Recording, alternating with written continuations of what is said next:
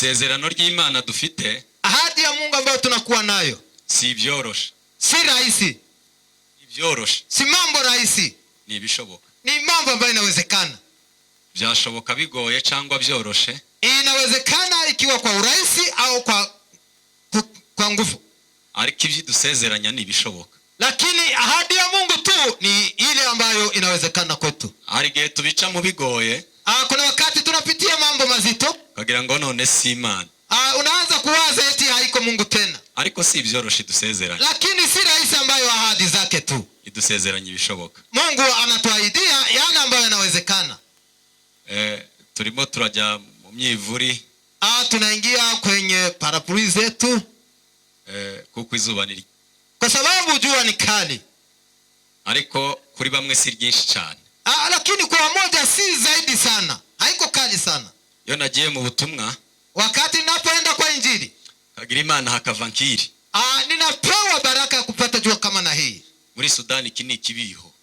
Huko kwa nchi ya Sudani, hii ndio kusema ni kama vile kunaonekana kama kuna uvuli wa mvua. Hano izuba ngiri ngiri twambara makoti. Jua kama na hii ni kuvaa koti kabisa.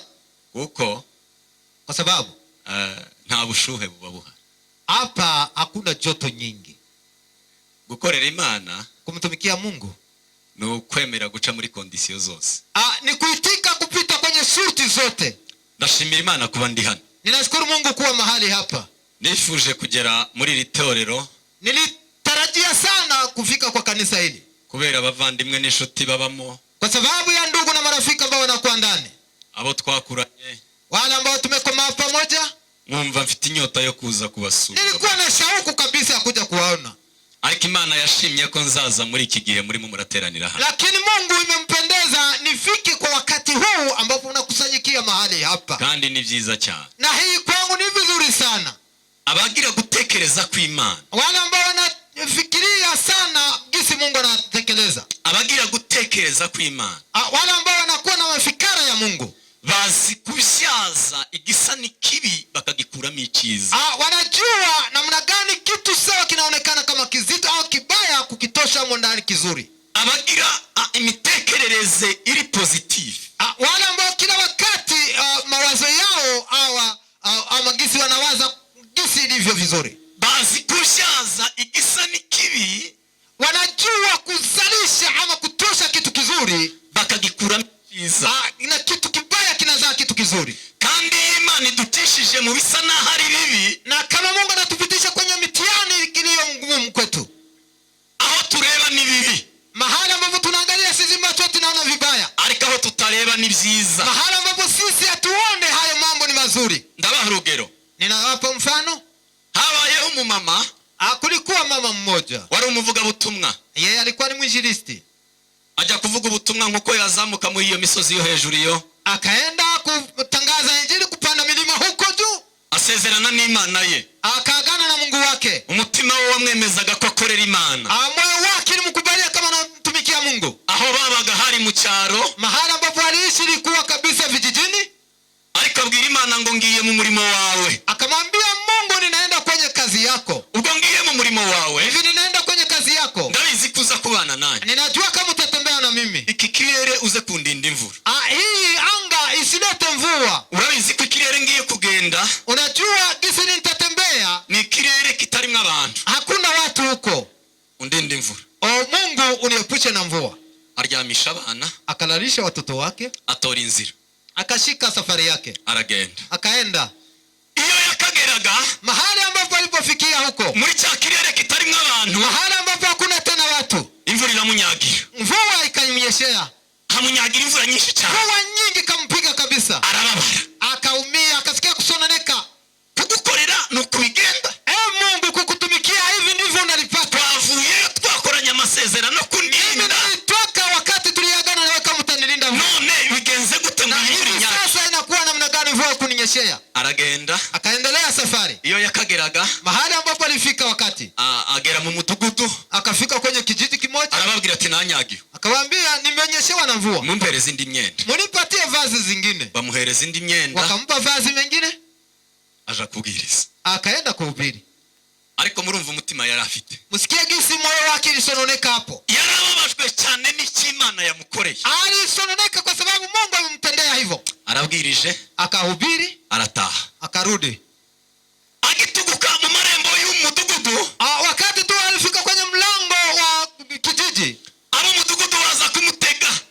watu wakatoka ndani ya kijiji kuja kumkopokea. Baraza baramubwira ngo, Wakafika na kumwambia, ushima Imana yagushije imvura. umshukuru Mungu ambaye amenyesha mvua.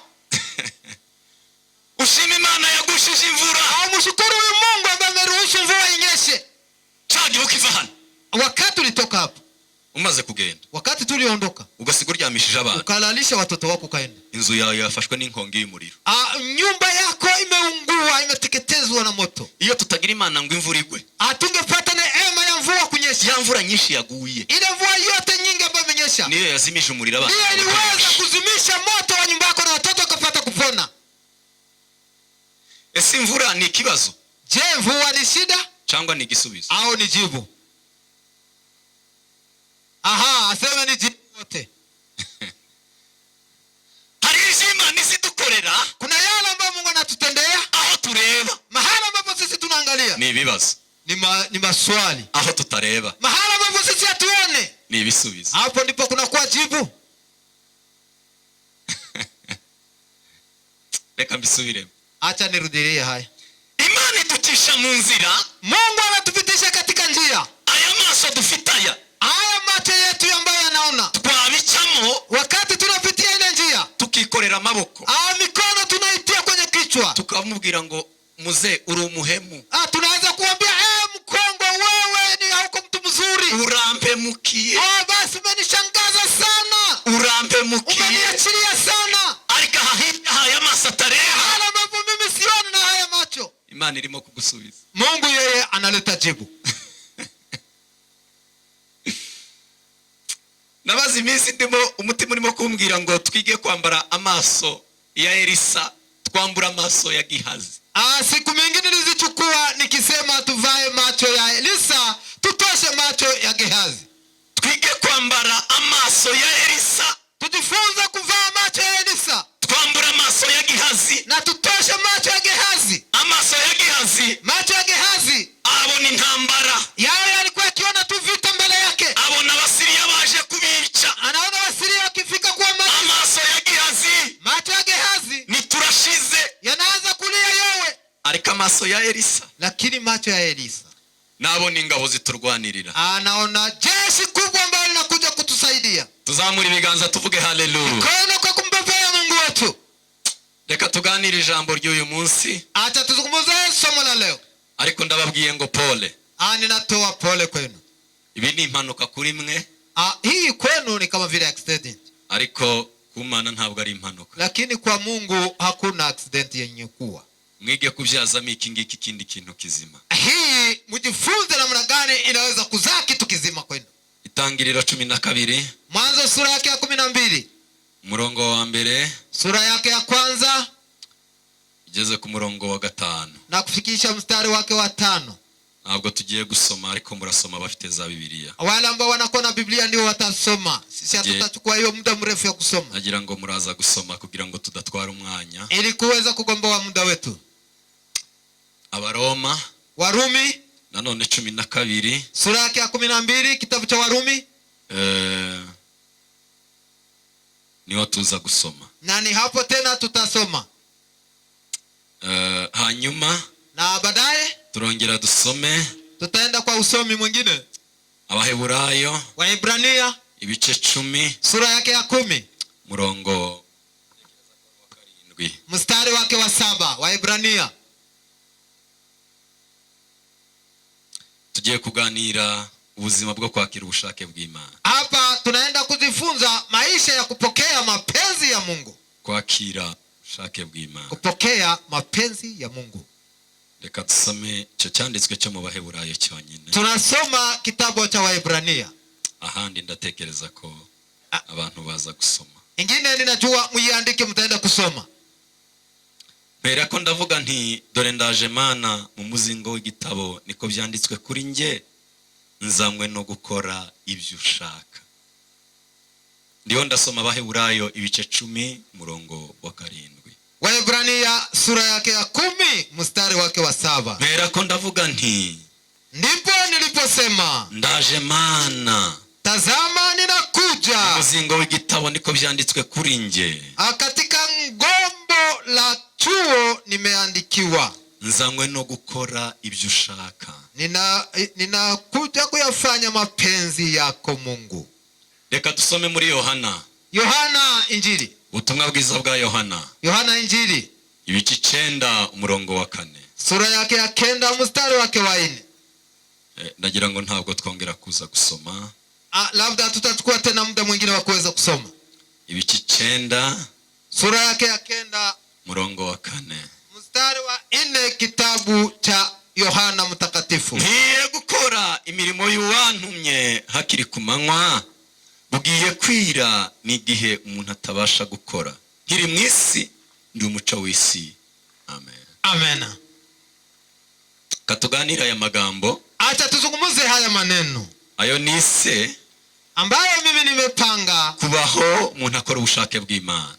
Kuishi maisha ya kufanya mapenzi ya Mungu. Inshuti mu buzima ninde n'umwanzi mu buzima ninde? Rafiki katika maisha ni nani na adui ni nani katika maisha? Ninde mwanzi mu buzima? Ni nani adui katika maisha? Kandi ninde inshuti mu buzima? Na ni nani rafiki katika maisha? Abona abantu babiri babaho mu buzima bw'umuntu. Hawa ni watu wawili ambao mtu anaishi nao katika maisha. Na abantu duhura nabo muri ubu buzima. Ni watu ambao tunakutana nao katika hali ya maisha hii. Muri ubu buzima tubana n'inshuti. Katika maisha hii tunakuwa na rafiki, tukagendana nazo, na tunatembea pamoja na rafiki, tukagendana n'inshuti, na tunajumuika pamoja na rafiki. Kandi muri ubu buzima tubana n'abanzi. Na katika hii maisha tunakuwa na maadui. N'abanzi nabo tuzatugendana nabo. Na maadui nao tunatembea na wao. Ariko muri ubu buzima, lakini katika hii maisha ninde inshuti? Ni nani rafiki? Ninde mwanzi? Na ni nani adui? Nicyo duhera. Ni hapo tutaanzia. Hari umunsi Yesu yigeze abwira abigishwa be. Kuna siku Yesu aliambia wanafunzi wake. Arababwira ngo ni ngombwa ko dusubira i Yerusalemu. Akaambia ni lazima turudie Yerusalemu. Kandi bari bazi ejo bahuriyeyo na walijua ni nini ambayo wapata kwa Yerusalemu. Petero ngo aramwegera. Petero akamkaribia. Amujya mu gutwi. Akamwingia kwa kumnongonezea. Aramubwira ngo ntitujyayo. Akamwambia tusiende kule. Ntitujye Yerusalemu. Tusifike tena Yerusalemu. Ntuzi byatubereye. Haujui habari zilizotupata huko. Yarababwiye ngo nagerayo. Aliwaambia tukifika huko zagerayo mbabazwe. Nitaumizwa nikifika huko. Urabizi by'i Yerusalemu. Je, unajua Yerusalemu? Petero ngo amukura mu bandi. Petero akamshika akamtosha katika wengine. Amukorera nk'iby'inshuti yokorera inshuti. Akaanza kumfanyia sawa vile rafiki wake wa karibu. Arabwira ngo tuve mu bandi. Akamwambia tujitenge na wengine. Abandi bashobora kutumva agaciro k'ibintu. Hao labda hawezi kusikia sama ya haya mambo. Kwa ndi inshuti yawe cyane. Kwa sababu mimi ni rafiki yako. Tugendeje ku. Twende niende nikwambie pembeni. Aramubwira ngo. Akamwambia hivi. Tusiende. Gozamuri biganza. Je, mikono tunakuja cyane haleluya. Semeni haleluya. Aramubwira ngo ntitujeyo. Akamwambia shauri yangu tusiende tena kule. Ni inshuti. Rafiki. Karamubwira ngo azoja kubabazwa. Je, anaenda kupigwa huko? Inshuti ye nimubwira ngo ntitujeyo. Rafiki yake ni kumwambia tusiende. Harahandi hantu henshi turi buje. Hakuna nafasi nyingine ambapo tunaenda. Tujye hariya. Kwa sababu gani tutaenda huko? Uko Yesu yamubwiye. Yesu alimjibia. Aramubwira ngo. Yesu akamjibu. Inyuma Satani. Ondoka nyuma yangu Shetani. Ibyo ngibyo uvuze ntibivuye mu bushake bw'Imana. Yale ambayo unasema hayatokani na mapenzi ya Mungu. Utekereje neza. Kama ukitafakari vizuri hapo. Petero abaye Shetani. Je, Petro anakuwa Shetani kwa Yesu? Umwanzi wa Yesu. Adui wa Yesu. Ngo buce. Ilipokuta tena. Bafasha umugambi wo kuja kumugambanira. Wakaamua kwenda kumsaliti. Yuda arababwira. Yuda akamwambia. Tugende tuje kumufata. Twende tukamshike huko. Ariko ubwo tugiye kumufata. Hivi tunaenda kumshika. Ikiyo babwira uwari we. Nini ambaye atawaambia kama ni yeye? Njyewe ndamuhobera. Mimi nitamubusu. Ndamuhobera. Basi nitakumkumbatia na kumbusu. Uwo ndi buhobere kamusoma. Yule ambaye nitakumbatia na kumbusu. Uwo nguwo. Yule sasa. Mumufate ni we Yesu. Ndiye mtakayeshika ndiye Yesu. Ngo barazi igitero cyari kije Yesu. Kikundi cha kikosi kikakuja kumshika Yesu. Bazana na Yuda. Wakakuja na Yuda. Yuda araza.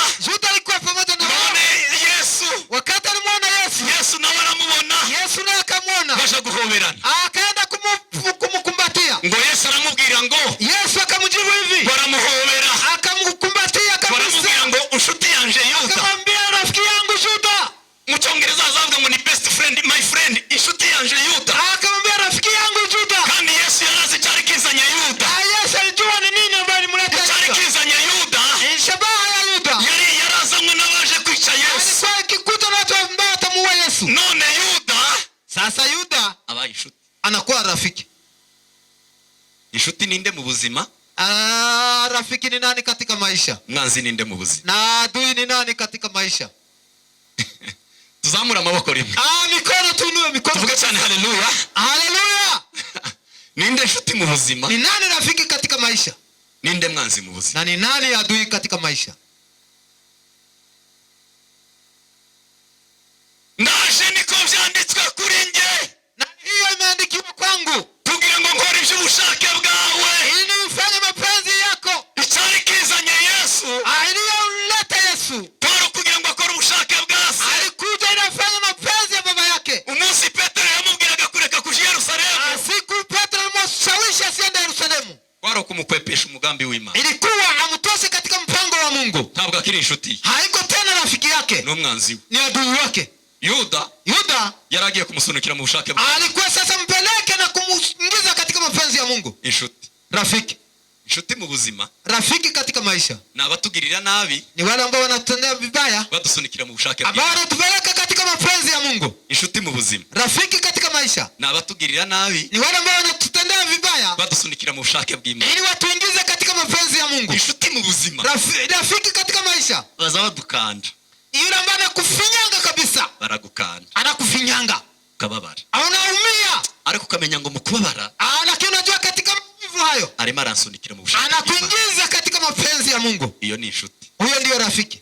Nubona Ukiona umuntu arakugirira neza, mtu anakutendea vizuri, akakugirira neza, anakutendea vizuri, akakugirira neza, anakutendea mema, ariko iyo neza arimo aragukorera lakini ile maneno mema ambayo anakutendea ile tendo njema ni gukura mu bushake ni bw'Imana. ya kukutosha katika mapenzi ya Mungu. Ni mayimayi.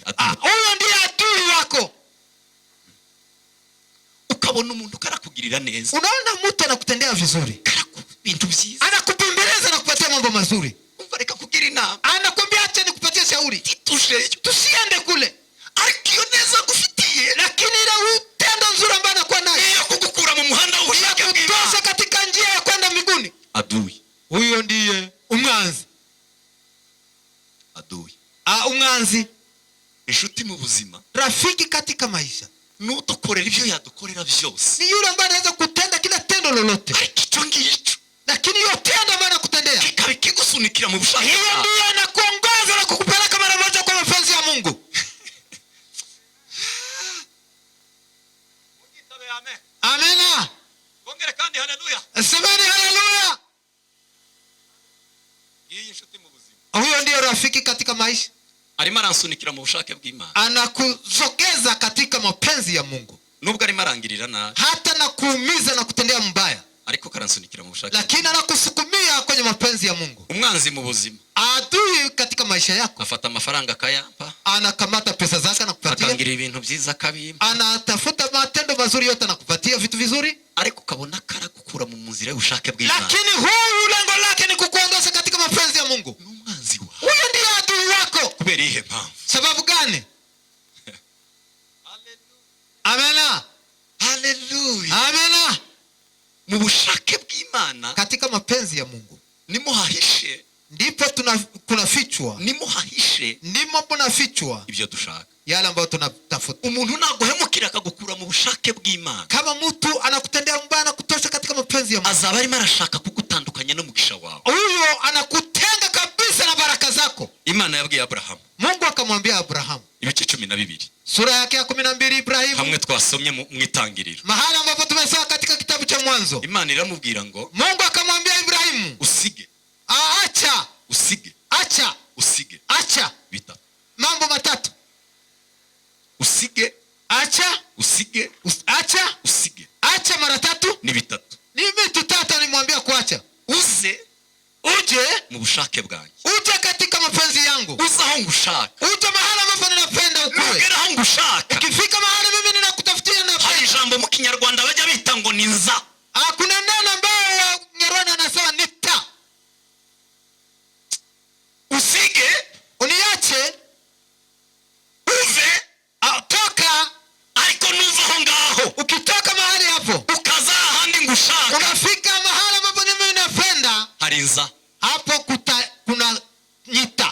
nzaguha, nitakupa, nzakugira, nitakufanya, abazakwifuriza, wale ambao watakutakia, nzabaha, nitawapa, nza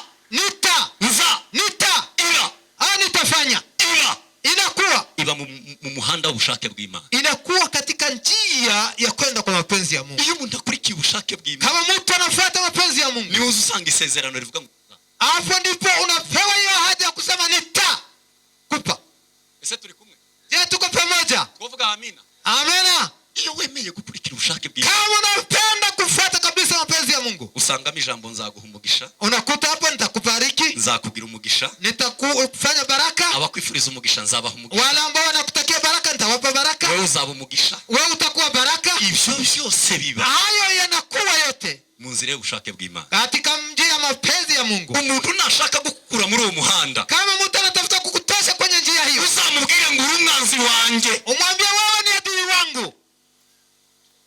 Hari umunsi bene Yakobo, Kuna siku watoto wa Yakobo, mwene wabo yarababwiye ngo mfite inzozi. rafiki yao akawaambia nimepata ndoto. Umuvandimwe wabo arababwira ngo nagize inzozi. Ndugu yao akawaambia nimepata ndoto. Narose, Nimepata ndoto.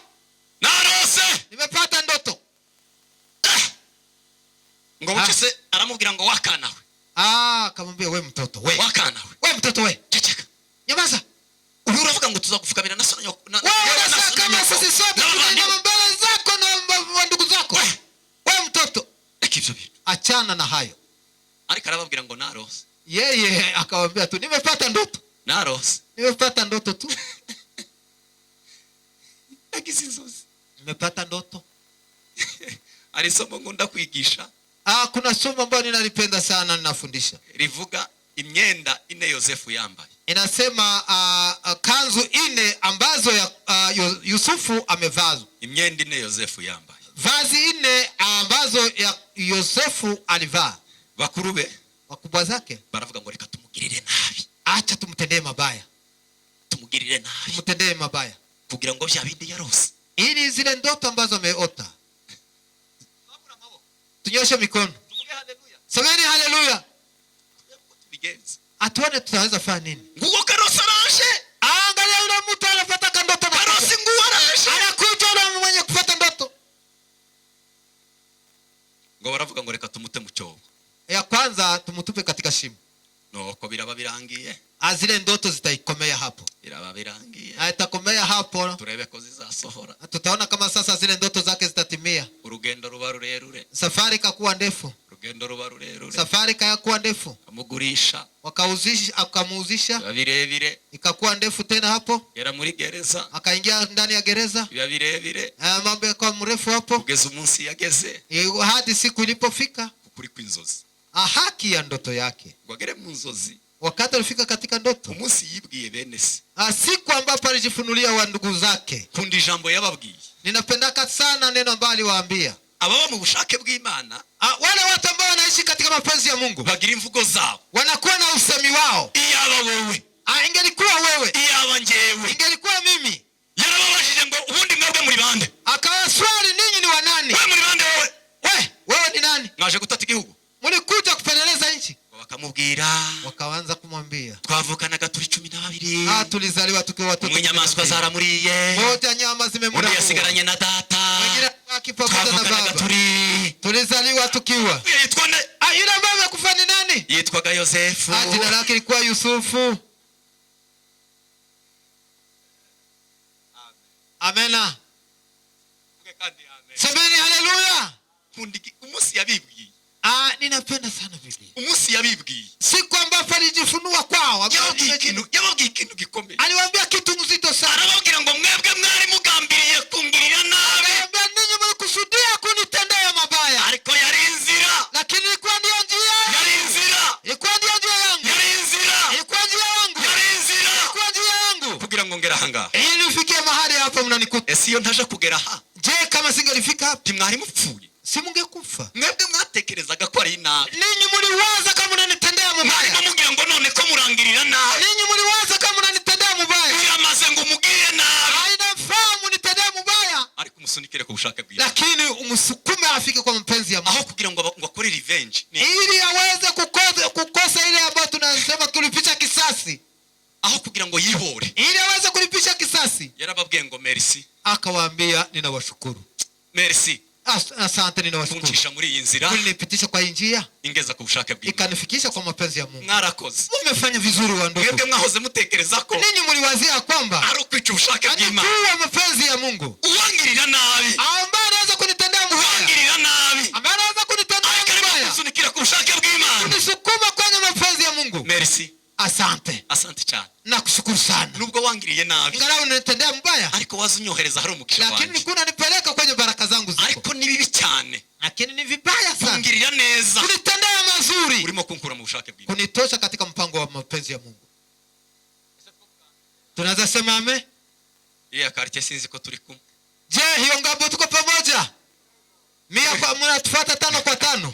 Tuvuge cyane haleluya. Aha, sema haleluya. Twongere kandi haleluya. Sema haleluya tena. Umunsi Imana yagambiriye kure mu muntu, Siku Mungu alitekeleza kumuumba Mungu. hari ibintu Imana yahaye umuntu, Kuna vitu ambavyo Mungu amempatia mtu. kandi ibyo ngibyo yahaye umuntu Na hili ambavyo Mungu amempatia mtu, byari kugira ngo umuntu agendere mu bushake bwawe. ilikuwa mtu aweze kuishi mapenzi ya Mungu.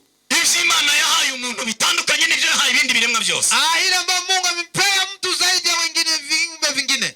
Ibyo yamuhaye, Yale asema ambayo amempatia, yamuhaye ibintu bine. alimpea tu mambo 4. Ibyo bintu bine yahaye umuntu, Hii mambo 4 ambayo mtu amepewa, byari kugira ngo umuntu abashe kugendera mu bushake bwe. ilikuwa ile mtu aweze kutembelea katika mapenzi ya Mungu. Ibyo bintu ni ibihe Imana yahaye umuntu? Na ni vitu gani ambavyo Mungu amempa mtu? Icya mbere, Neno la kwanza, ishusho yayo. sura ya Mungu. Semeni amena.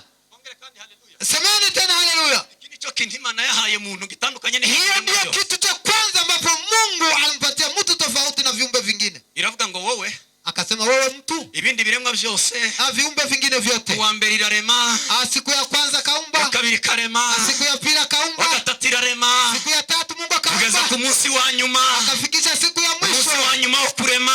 Siku ya mwisho ya Uwo kuumba, munsi wo kurema kulikuwa siku ya kuumba, irema umuntu, na akaumba mtu. maze kurema umuntu, Wakati alimuumba mtu, itangiriro sura yake ya kwanza, Mwanzo kitabu igice cha cya Mwanzo, mbere sura yake ya kwanza, murongo wa 26. sura yake ya 26. Imana irema umuntu, Mungu akamuumba mtu. iravuga ngo ngiye kuguhereza ibitandukanye n'ibyo ntaye ibindi. Nitaenda kukupatia utofauti wa viumbe vingine.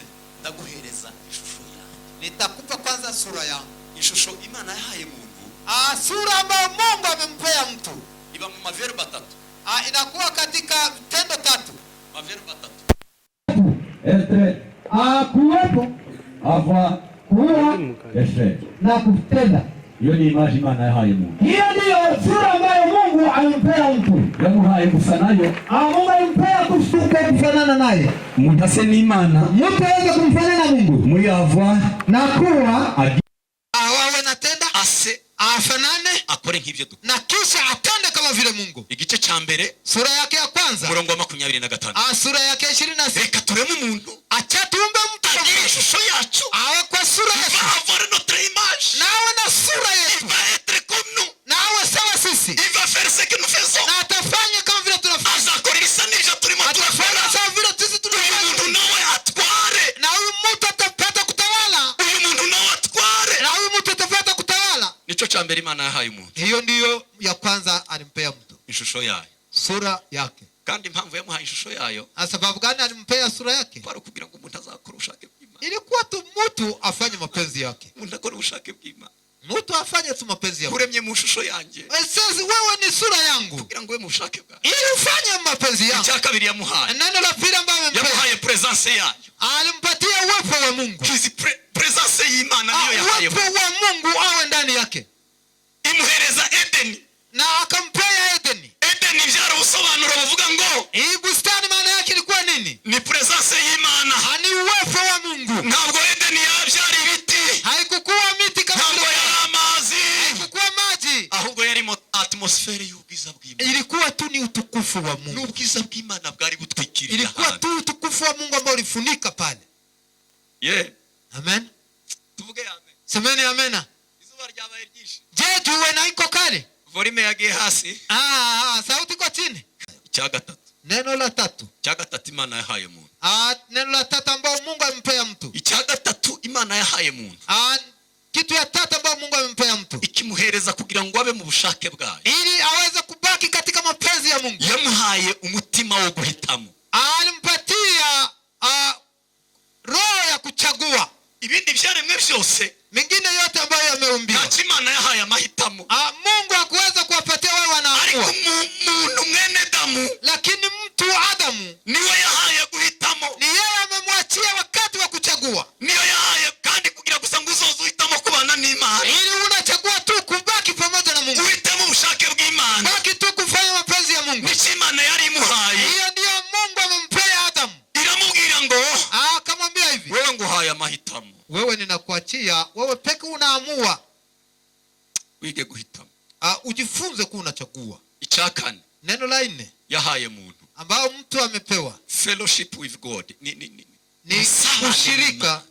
gusabana n'Imana, ushirika na Mungu. gufilinga, kumva ubusabane, Kujisikia tu ile ushirika, unasikia ule ushirika wako na Mungu. umutima usabana nayo, Roho ya kubaki na ushirika na Mungu. uwo mutima usabana n'Imana. Hii moyo ya ushirika na Mungu. Nta kindi cyaremwe cyahawe uwo mutima wo Hakuna gusabana kingine n'Imana. kiumbe ambacho kimepewa hiyo roho ya ushirika na That Mungu. feeling, uko kumva umutima wawe wuzuye ubumana, Kusikia roho yako inajaa na ushirika na Mungu. byahawe muntu, Ni mtu tu ambaye amepewa hiyo, kandi abihabwa kugira ngo abe mu bushake bwe. ili aweze kubaki tu katika mapenzi ya Mungu. Gume mu bushake bw'Imana. Ubaki katika mapenzi ya Mungu. Ibi bintu bine nguhaye, Haya mambo maana ambayo ninakupea, nta kindi cyahawe hakuna ibi. ingine kitu igira hino. Ariko Lakini ndabiguhaye ninakupea wewe mtu, kugira ngo ube mu bushake bwawe. ili uweze kubaki katika ushirika na Mungu.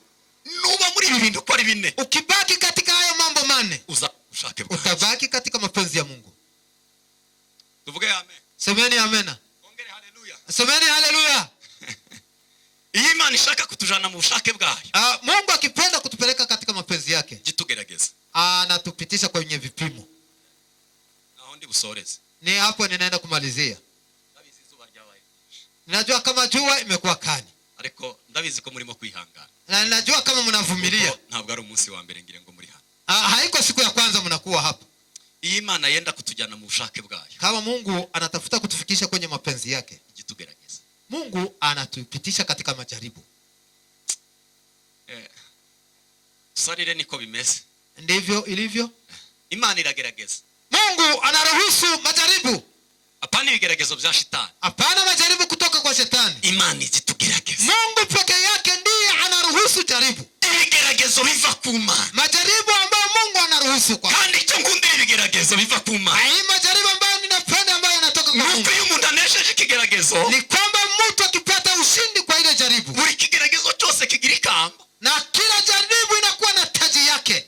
Buri kigeragezo kigira ikamba. Kila jaribu inakuwa na taji yake. Biblia iravuga iki mu gitabo cya Yakobo? Yakobo anasema nini? Hahirwa uwihanganira ibimugerageza, Heri yule ambaye anastahimili majaribu namara yake. kunesha Atakapopata ushindi juu ya azahabwa jaribu, ikamba.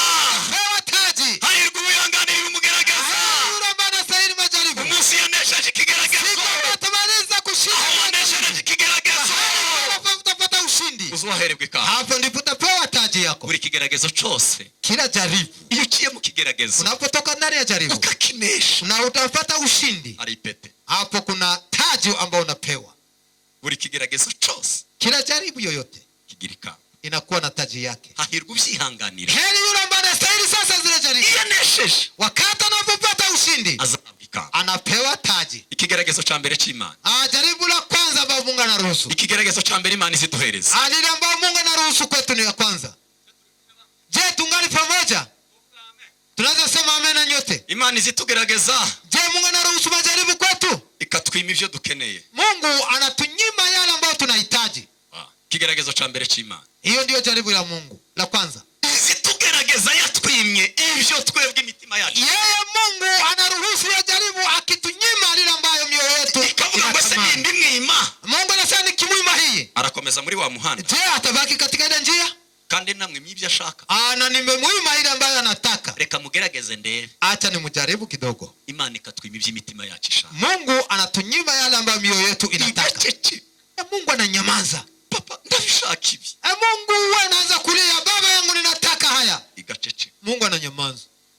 Ndashaka iki. Ninapenda hiki baba. Igacece. Na Mungu ananyamaza. Ikishaka Kile ambacho Mungu anataka ni wewe muri ya nzira. ni wewe tu kubaki katika ile njia. Muri muri ya nzira katika ile njia ikakwima ibyo ushaka, na anakuima ile ambayo unataka. ngo reka ndebe, Acha nione basi, ikagerageze ndebe acha nimjaribu tena ko nione, yabasha kuguma mu bushake bwawe, ili kama anaweza kubaki katika mu gihe mapenzi yako. namwimye ibyo ashaka.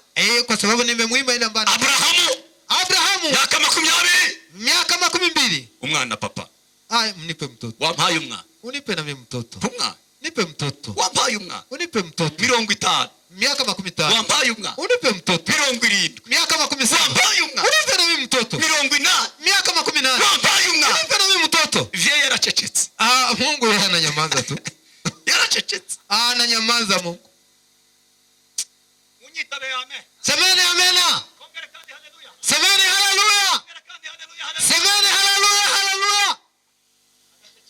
Mungu ananyamaza tu. Atarimo kukumva. Iko sawa, Mungu hakusikia tena. Birasa naho Imana itarimo kumva. Inakuwa kama Mungu hakusikii. Ariko Imana yamwimye. Mungu anamwima icyo umutima ushaka, ile ambayo moyo wake inataka. cyo ni ikigeragezo cya mbere. Hiyo ndio jaribu la kwanza. Icya kabiri, Jaribu la pili, Imana izidusabije yaduhaye. Mungu anakuomba ile ambayo amekupea. Icyo yaguhaye, Kile ambacho Mungu anakupea, Imana igikigusaba. Mungu tena anakuomba hiyo. Ikigeragezo cya kabiri cy'Imana. Hiyo ndio jaribu la pili la Mungu. Ni Imana igidusabije yaduhaye. Ni Mungu ambaye anatuomba ile ambayo ametupea. Akana mu myaka 100.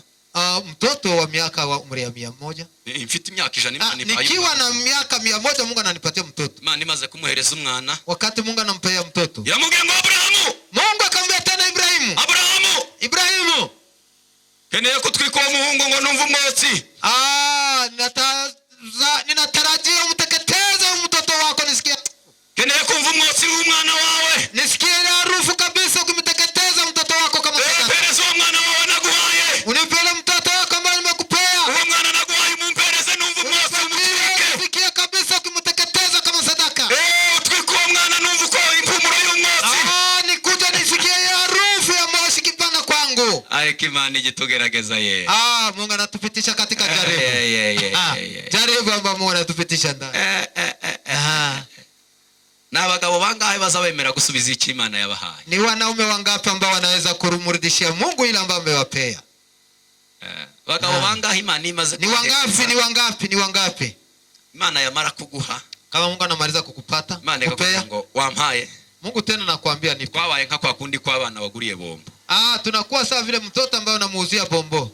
Mwana waguriye bombo, mtoto wako kimuuzia bombo, uzumubwira ngo akira bombo, unampokeza ile bombo. Wamara kuimuha, unapomaliza kumpokeza, ukamubwira ngo wampaye, na wewe sasa unamtega mkono, unipatie. Anaigeuza na itia kwenye mgongo wake. Wampaye, unipatie. Anaitia kwenye mgongo wake. Niko twabereye Imana. Ndivyo tulivyo mbele za Mungu. Kandi Imana birimo kutugerageza. Na Mungu hapo anatujaribu. Imaze kuduhereza. Na Mungu tayari kisha kutupatia. Zitubwira ngo wampaye. Naye tena anakutega mkono, unipatie. Amen. Amena. Imaze kudu. Mungu kana anaweza kukupea. Izi kugerageza. Anakujaribu. Wampaye. Nipatie. Kuko kirazira ko Imana igusaba ikitaguhaye. Mungu haweze kukuomba kukudai ile ambayo hakukupea. Ariko azatugerageza. Mungu anatupitisha katika kipimo, akakubwira ngo wampa. Ambia nipe. Wampaye. Unaweza kunipa. Ikimaze kuguhereza. Ile ambayo Mungu anaweza kukupea. Kandi Imana igusabye. Na Mungu kama anakuomba. Iba yenda kuguha. Na niko tayari kukupea. Haleluya. Amena. Imana yagusabye. Kama Mungu anakudai. Iba yenda kuguha. Haiko karibu kukupatia dhambi. Tumenye ibyo ngibyo. Hatujui ile hatuiguni. Imana yenda kuduha. Kama Mungu anapenda kutupatia. Ibanza kudusaba. Anapenda kwanza kutuomba. Isezerano ry'Imana ry'urubyaro rwinshi. Ahadi ya Mungu ya kupata uzao mwingi. Nugutanga uwo yarafite. Ni kumtoa yule mmoja mbali kwa naye. Iyo tuyihaye ibyo dufite. Patia hii kidogo ambayo tunakuwa nayo. Yenda kuduha. Mungu ni tayari sasa tupatie mengi. Ariko twananiwe kukinesha icyo kigerageza. Lakini hiyo jaribu imetushinda kuishinda. Kigeragezo Imana irimo kudusaba. Jaribu ambayo Mungu kipima ambacho Mungu anatupitisha ndani. Niyo. Ni yeye. Umwana wa Abrahamu ntabwo yasabwe na Shetani.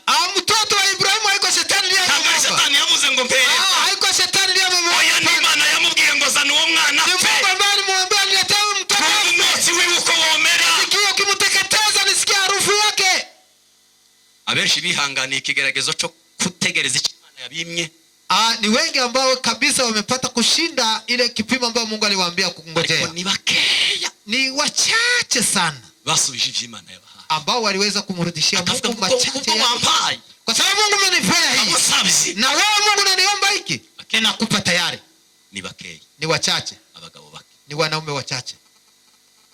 Nidushaka ko Imana izatubera byose dukeneye, Kama tunapenda Mungu awe jibu kwa yale yote ambayo tunahitaji, tuzabanze tuyigire byose dufite. tumfanye kwanza awe yote yale ambayo tunakuwa nayo. Kiraza kumvikana neza? Je, mnanisikia vizuri hapo?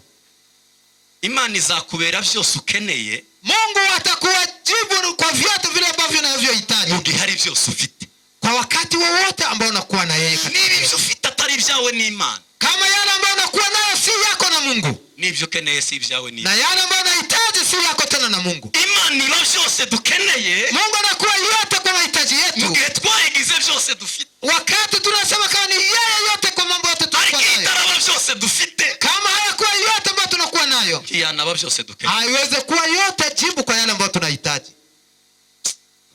Ni hivi. Kigeragezo cha kangahe? Jaribu la ngapi ambao tulisema kipimo cha ngapi? Kigeragezo cha gatatu. Kipimo cha 3.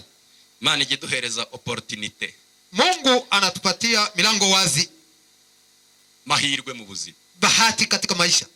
Kigerageza, Imana ikakugerageza iguhaye Mungu anakujaribu kisha kupata uheri kwake. amahirwe. Anafungua milango ya waheri. Reka ndebe ko Letite aguma mu bushake. Acha nione kama tabaki katika mapenzi. Sasa aguma mu bushake bwanjye. Je, atabaki katika mapenzi yangu? Hallelujah. Amena. Asifiwe Yesu. Amena. Sindamenya aho umwanya ugeze kugira ngo ndebe. Sijue kama muda wetu nafikia wapi kabisa, atujue. Asemu endelee, ungali na wakati. Twovuga amen. Je, tunaweza sema amena? Zamura amaboko. Tunyoshe mikono. Hallelujah. Amen, hallelujah yote. Umuhanuzi araza kwa Isayi. Nabii akafika kwa Yesaya. Akaramubwira ngo zana abahungu bawe, hari umwami urimo. Akamwambia, leteni uzao wako, watoto wako Hari umwami urimo aho ngaho nginshaka mfalme miongoni mwao. Hari amavuta ndi bumusukeho. Hakuna mwami wa Israeli. Ndiye ataongoza Israeli. Sauli Imana. Sauli, Mungu tayari. Arusuka amavuta. Ni yeye ambaye atatia mafuta. Urugendo ruba rurerure. Safari kakuwa ndefu, nisiseme hapa. Daudi biba ngombwa kwaja kwa Sauli. Akaenda kwa Sauli. No kuko byagenze ni kure kure. Habari ni ndefu kukuisema. Burakeye. Ulipokucha Sauli atangira kuiga Daudi. Sauli akaanza kumwinda Daudi. Ni wapi Daudi analala? Fuata analala wapi tena? Ariko Mana ya Israeli. Leo Mungu wa Israeli ari marahiga Daudi. Daudi wanamuwinda. Ibitotsi ngo biramufata. Usingizi ukamkamata. Arasinzira. Akasinzia. Akasinzia. Abaza escortinga president sinzi ngo ni bande. Wale ambao wanachungaka rais sijue ni wanani. Niba baba mu generale, kama general anakuwa ndani simbizi. Mimi sijui. Ariko ndabizi ko abari benshi. Ninajua kama ni kikosi. Guhera ku mukuru zurinda president. Kuanzia kwa yule kiongozi ambaye anachunga president. Arasinzira. Akasinzia. Umukurikira. Anayefuata. Arasinzira. Naye akasinzia. Umukurikira. Naye anayefuata. Arasinzia. Naye akasinzia. Cortege ya president. Wale ambao wanamsindikiza president. Ni ndefu kabisa. Mstari mrefu. Ambulance zinakuja. Television zinakuja. Radio nayo inakufuata. Polisi nayo inafuata. Wajepe. Jepe wale wanamulika. Air Force. Wale ambao wanachunga force. Wote wanakuja. Unaona wote wako nyuma yake. Abo bose. Watu hao wote bali nyuma ya Sauli. Walikuwa nyuma ya Sauli. Bose barasinzira. Lakini wote usingizi kawapiga. Ni munyakire amen. Pokea amen kabisa. Daudi alimarahunga. Daudi yuko anakimbia. Alimaragenda. Yuko anakimbia. Asanga aho yasinzirisha. Akakuta anasinzia hapo.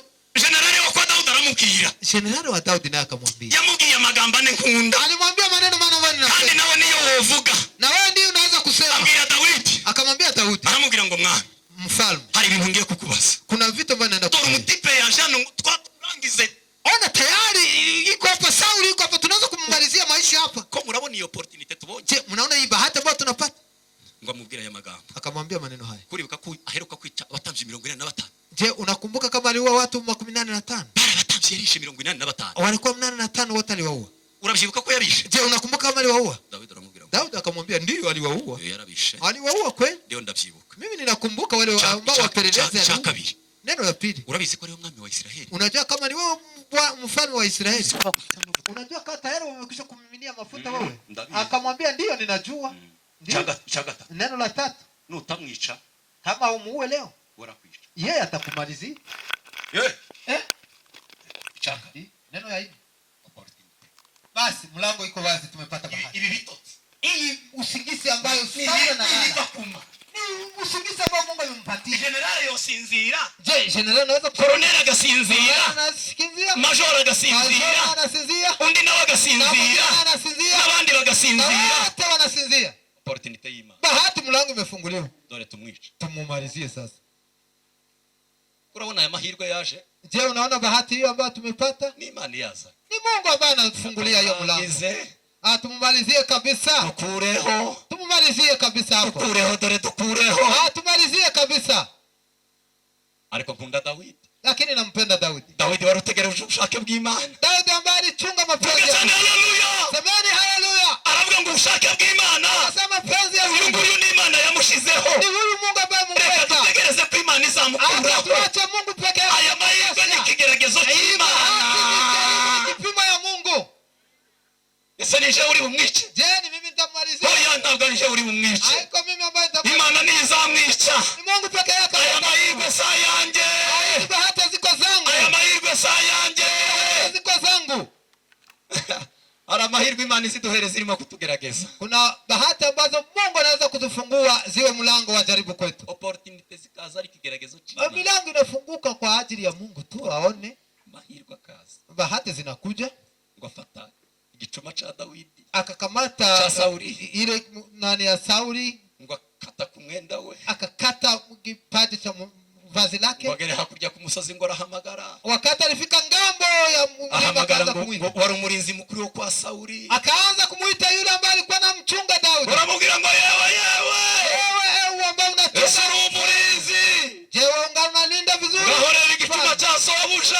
Angalia ile mtongi ya ngo akireba arakibura. Akaitafuta kuita. Ngahorera ikinyita cy'umwenda we. Angalia hata nguo. Ngahorera icyumurye.